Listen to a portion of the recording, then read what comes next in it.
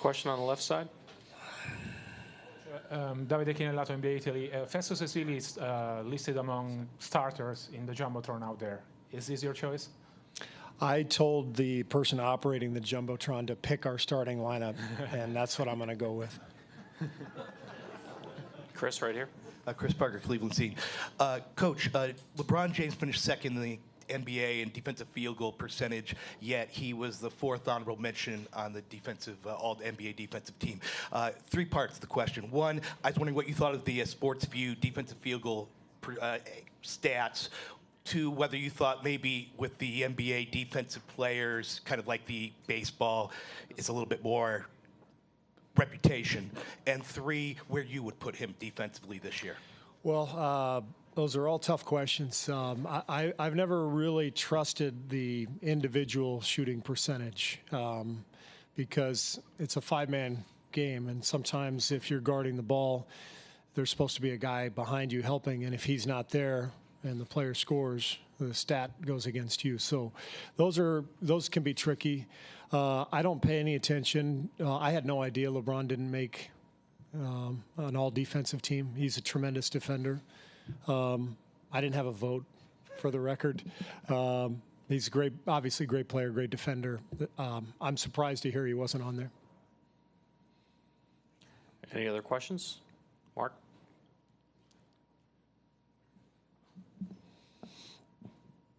Steve, Draymond seemed truly contrite the other day. Said he cost you guys the game. I'm wondering your thoughts on just how you expect him to react in the guts of a tough game, a tough play, a physical play, you know, when the crowd's against him, the score's against him. How do you get the most out of him without taking anything away from him? Honestly, I don't worry about that. There's either 1 or 2 games left in the regular season. That's it. And in the playoffs, and then everybody goes off on their summer break. So he's going to give it everything he's got tonight, and if necessary, Sunday. And I'm not worried about him getting into any trouble. He plays incredibly hard. He plays with passion. He's also a very, very smart player, and he's well aware of what just happened, and I don't think he could be goaded into anything like that. Ron, here in the front. Steve, Ron Krychek, San Francisco Chronicle. I know during the season and even earlier in the playoffs, you're very conscious of minutes for Iguodala and Livingston, given age and wear and tear. I'm guessing it matters less at this point. But is there a 30 minutes, 35 minutes at some point where their efficiency is going to be hurt? I mean, how conscious are you of their minutes in a game like this? Yeah, I mean, we're always very conscious of minutes played for each player. And like for Sean, I think maybe once all year we got him over 30 minutes. We like to keep him, under 30 if possible. 25 is a good number. But that's also to try to manage him through the regular season and get him there in one piece. With Andre, it's the same thing. I think in the regular season, 28, 30 minutes is kind of what we usually play him. Playoff time, we bump him up. He's one of our best players, and especially when you have a guy like LeBron to guard, then we're gonna play him more. Andre's one of those guys who doesn't seem to get tired. I've played him close to 40 minutes, I think, a couple of times in this series, and didn't see any ill effects. So I think he's capable of playing heavy minutes. Tim, back left. Tim Calcone, Mercury News. We all focus on the shooting with Steph specifically. But other than the shooting, do you think he's having generally a good series? Is he doing other things that you want him to do generally in this series?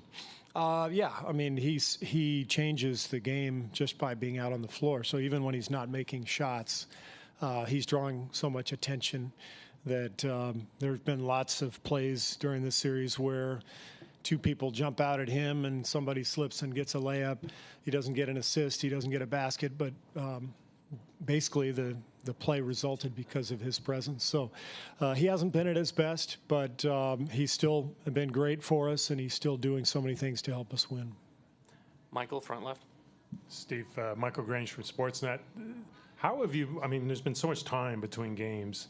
How have you guys, or maybe you personally, avoided not getting caught up in what the game's are for, and what could happen if you win. So Yeah, we just have to kill so much time. 2 days between every game.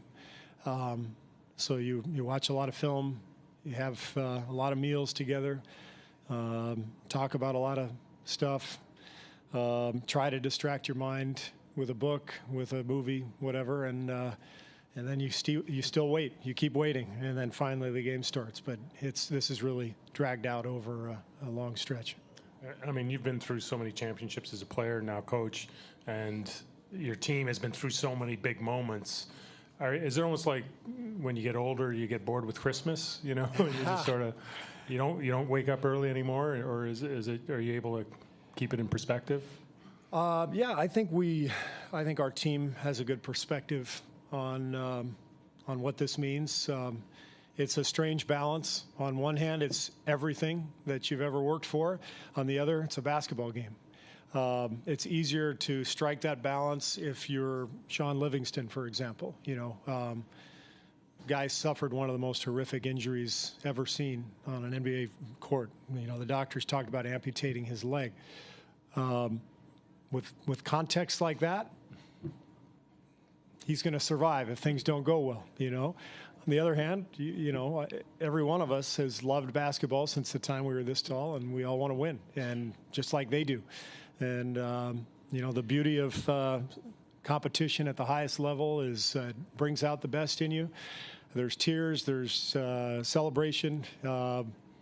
You want to be the one celebrating, but you never know, and that's why we're competing. Monty, back center.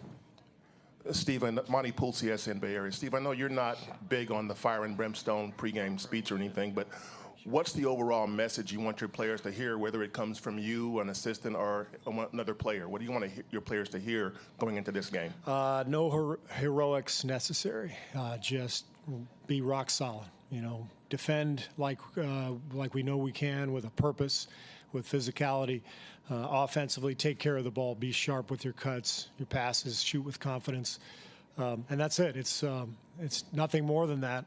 Sounds very simple, but for whatever reason, we've had a couple games in this series where our defensive focus wasn't there, and where our attention to detail, handling the ball, wasn't there. Those are the things you can control. You can't control if the ball goes in or not all the time. We had a lot of open shots that we missed the other night. I have no problem with that. But the defensive lapses and the careless turnovers, you got to take care of that stuff. Front center. Chris Fedor, Cleveland.com. Steve, going back to Draymond, the last time there was controversy around him was the conference finals. And the game after that, he struggled. So what do you think he can learn, or how do you think the experience going through that once already against the Thunder will help him tonight? I think there's a big difference. I think in that series he was struggling pretty much the entire series. This series he's played extremely well. So the suspension came not at a time when he was already frustrated. It came at a time when he was in a good groove and we're up 3-1. So circumstances are different. I'm confident that he'll come out tonight and play a good game, play with the same confidence he's had in the entire series. Any other questions? Thanks Thanks, a lot. Coach.